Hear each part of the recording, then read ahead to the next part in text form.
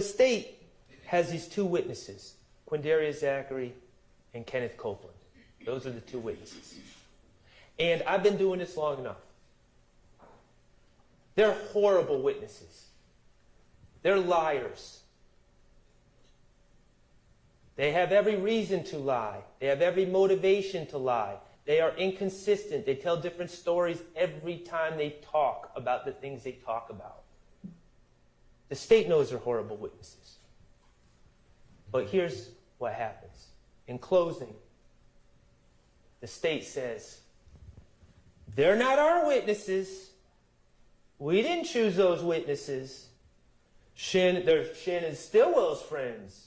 He chose those witnesses. That's their line. They might not use it now because I already said it.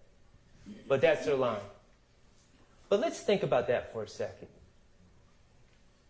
That's not their witnesses?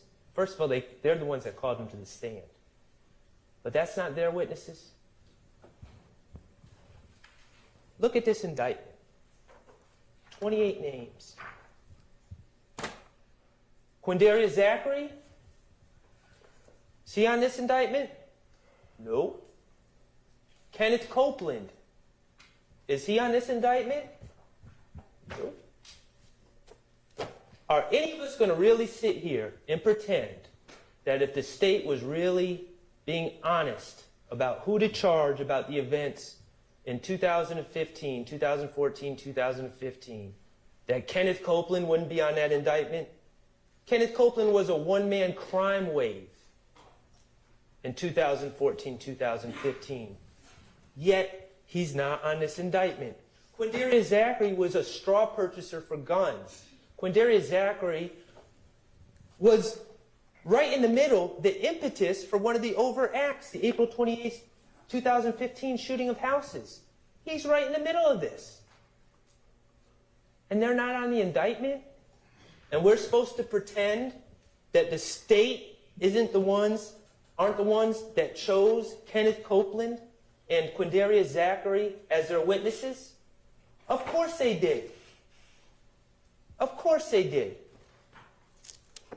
And why did they choose them? What are the qualifications that Kenneth Copeland and Quindarius Zachary both had when it really comes down to it?